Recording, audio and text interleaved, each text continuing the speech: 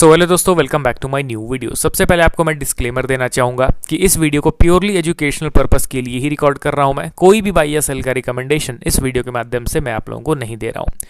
आज संडे है, बाजार ओपन है, बजट अनाउंस हो रहा है, तो ऐसे में बहुत सारे अनाउंसमेंट्स किए गए हैं एंड सबसे मेन रीज़न बताया जा रहा है मार्केट फॉल के पीछे का कि एसटीटी बढ़ा दिया गया है किसमें, फ्यूचर्स एंड ऑप्शंस ट्रेड में। ठीक है, अब देखिए दोस्तों, और भी इंडस्ट्री स्पेसिफिक वाइज भी अनाउंसमेंट किए गए हैं, मगर सारा चीज़ अगर मैं एक वीडियो में कवर करने लग जाऊं तो वीडियो अननेसेसरली बड़ा हो जाएगा एंड जो मेन मुद्दा है, जो मेन टेक्निकल पार्ट है, वो मैं नहीं कवर कर पाऊंगा। आप यहाँ पे समझिए दोस्तों कि अगर किसी स्टॉक में बजट अनाउंस के चलते वोलेटिलिटी इंक्रीज हुआ है, वो स्टॉक्स नीचे या फिर ऊपर गिरे हैं, उससे मतलब नहीं है, मगर आपको उनके इंपॉर्टेंट लेवल्स पे स्टिक रहना है कि अगर उनमें करेक्शन हुआ है तो कोई मेजर सपोर्ट लेवल का ब्रेकडाउन तो नहीं हो गया है ना। क्योंकि अगर मेजर सपोर्ट का ब्रेकडाउन हो जाए आज के करेक्शन के बाद तो फिर क्या होगा कि आने वाले समय में बाजार ऊपर रिकवर करेगा, फिर भी इन स्टॉक्स में हम लोगों को कंटिन्यूअस करेक्शंस ही देखने को मिलेंगे क्योंकि ये स्टॉक तो नेगेटिव हो चुका है। समझ रहे हो ना। तो बजट में मेनली क्या क्या बड़े अनाउंसमेंट्स किए गए हैं वो चीज़ तो आप न्यूज़ चैनल में देख लोगे, मगर किन स्टॉक्स में नेगेटिव पैटर्न एक्टिवेट हो गया, किन स्टॉक्स में बुलिश पैटर्न एक्टिवेट हो गया, वो चीज़ आपको मैं इन वीडियोस में बताऊंगा। तो आज बेसिकली मैं 3 वीडियोस अपलोड करूंगा, तीनों में मैं इंपॉर्टेंट टेक्निकल एनालिसिस आप लोगों के साथ शेयर करूंगा। पहला स्टॉक हमारे लिस्ट में है central depository services India limited. ध्यान रखिए दोस्तों, आप मेरे पुराने वीडियोस को जाके देखो, मैंने कल परसों भी सीडीएसएल को कवर किया था। क्लियर कट में वहां पे आपको क्या बता रहा था कि सीडीएसएल में अभी से ही वीकनेस दिखना स्टार्ट हो चुका है, क्योंकि जो कंसोलिडेशन जोन में काफ़ी लंबे समय से वो टिका हुआ था, उस कंसोलिडेशन जोन के धीरे धीरे करके ये नीचे आता हुआ दिखाई दे रहा था बिफोर बजट अनाउंसमेंट। तो वीक तो पहले से ही हो गया था, सेलिंग तो स्टार्ट हो गया था पहले से ही। अब उस दौरान आज आप देखोगे तो स्टॉक में एक बड़ा करेक्शन भी देखने को मिल रहा है। देखिए करंटली अगर देखा जाए कि स्टॉक किस भाव पे ट्रेड कर रहा है, तो स्टॉक करंटली 1228 के लेवल पे ट्रेड कर रहा है। टाइम यहाँ पे देख सकते हो 2:10 हो रहे हैं दोपहर के, विथ करेंटली 7% डाउनफॉल। यहाँ पे आप इनके वैल्यूएशन के चार्ट पे आप नजर डालो, क्या वैल्यूएशन इनका बहुत सस्ता है क्या, पी रेशियो बहुत लोअर लेवल पे है क्या, कि हम लोग ये एक्सपेक्ट करेंगे कि नहीं ज़्यादा करेक्शन नहीं होगा? बिल्कुल नहीं, ये अपने अर्निंग्स के हिसाब से इन लाइन है। जितना अर्निंग बढ़ा था उस हिसाब से स्टॉक प्राइस में तेज़ी भी आई थी, तो इसीलिए इसको अंडर वैल्यूड भी नहीं कह सकते हैं हम लोग। और टेक्निकल पार्ट अगर मैं आपको कवर करके बताऊं तब आपको यहाँ पे ये चीज़ देखने को मिलेगा कि सबसे पहला जो इंपॉर्टेंट कंसोलिडेशन जोन हम लोग जिक्र कर रहे थे वो ये कंसोलिडेशन जोन था। ठीक है, एंड इसको 2 वीक पहले ही स्टॉक ने क्या किया, ब्रेक डाउन कर दिया नीचे की ओर। और आज जो यहाँ पे सेल ऑफ हुआ है, उस सेल ऑफ के चलते अभी अपने इंपॉर्टेंट सपोर्ट पे पहुंच गया है। ध्यान रखिए, जब कोई स्टॉक एक स्ट्रॉन्ग अप ट्रेंड में रहता है तो उसके मेजर सपोर्ट्स टूटते नहीं हैं।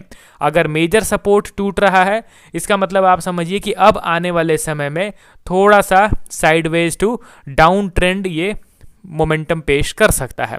तो सीडीएसएल का वो कौन सा इंपॉर्टेंट सपोर्ट है, ये पर्टिकुलर लेवल जहां पे करेक्शन के बाद इंस्टेंट रिकवरी आया था, गिरते गिरते ही अपने इंपॉर्टेंट सपोर्ट पे आ गया है दोस्तों। तो अभी थोड़ा सा माइंडसेट या फिर पॉइंट ऑफ व्यू हम लोग अपना न्यूट्रल रखेंगे। अभी भी बात उतनी बिगड़ी नहीं है, मगर हाँ वीकनेस तो सीडीएसएल के स्टॉक में दिख रहा है, क्योंकि यहाँ पे लोअर हाई का क्रिएशन हो गया एंड वो अब अपने इंपॉर्टेंट सपोर्ट पे आ रहा है।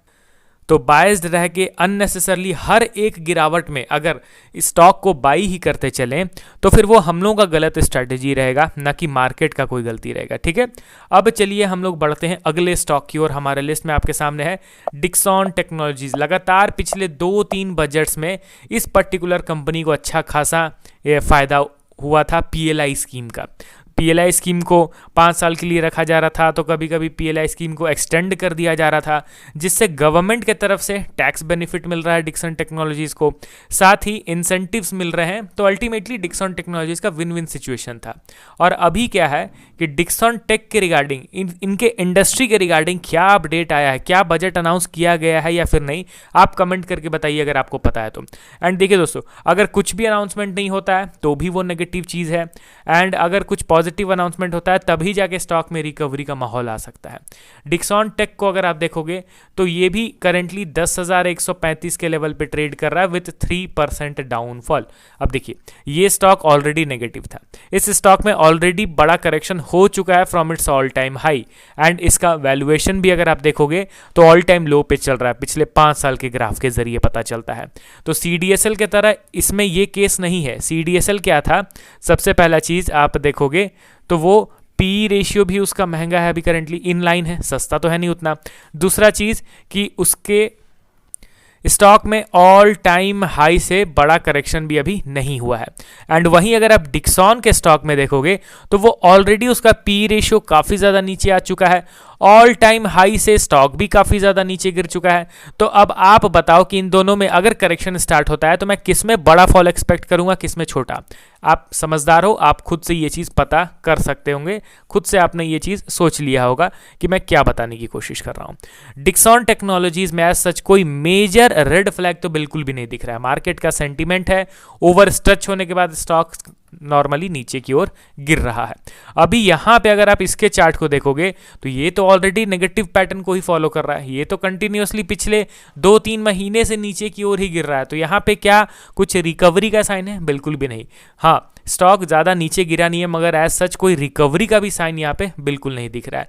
ध्यान रखिए, जिस हिसाब से डिक्सॉन टेक्नोलॉजीज में लगातार रेड कैंडल स्टिक्स के फॉर्मेशन हुए हैं, एक वीक आएगा जिस वीक एक बड़ा ग्रीन कैंडल स्टिक भी बनेगा। क्या उसमें हम लोग को बायस्ड होकर डिक्सॉन टेक्नोलॉजीज को बाई करना चाहिए? मैं बिल्कुल भी नहीं ऐसा करूंगा, क्योंकि ये नॉर्मल प्राइस बिहेवियर है।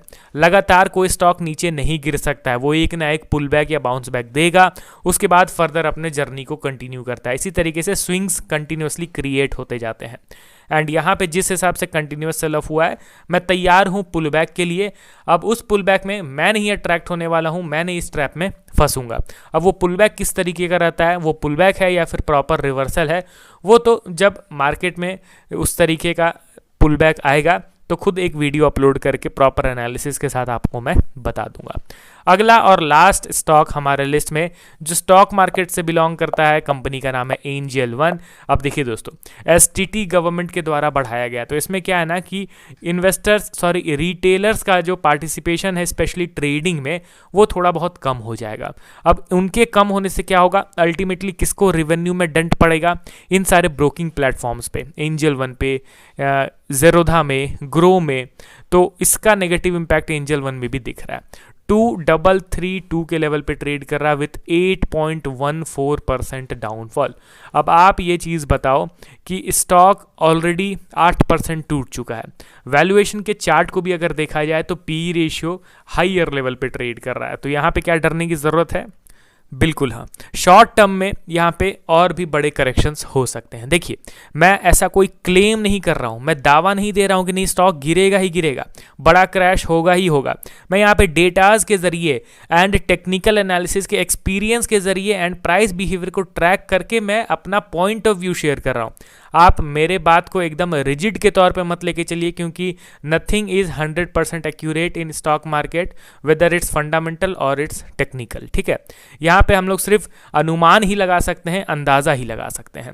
यहाँ पे एंजल वन के स्टॉक को अगर देखा जाए तो आपको दिखेगा कि ये स्टॉक में भी आज डिसेंट करेक्शन हुआ है, but still it is currently trading in its major chart pattern.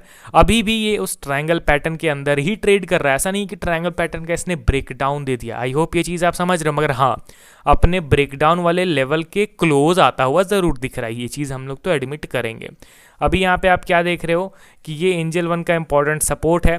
CDSL भी अपने इंपॉर्टेंट सपोर्ट पे पहुँच रहा है, एंजल वन भी अपने इंपॉर्टेंट सपोर्ट पे पहुँच रहा है। तो इन लेवल्स को ड्रॉ कीजिए एंड थोड़ा सा यहाँ पे हम लोग अलर्ट रहेंगे और देखेंगे कि इस सपोर्ट पे बेसिकली किस तरीके का बिहेवियर हो रहा है इन सारे स्टॉक्स में। अब आप कमेंट करके बताइए तीनों स्टॉक्स को लेके आपको पर्सनली क्या लग रहा है कि आने वाले समय में किन स्टॉक्स में किस तरीके का मूवमेंट हो सकता है। अब मिलता हूँ नेक्स्ट वीडियो में अगेन कुछ अन्य स्टॉक्स को ऐड करके। Okay then, bye bye.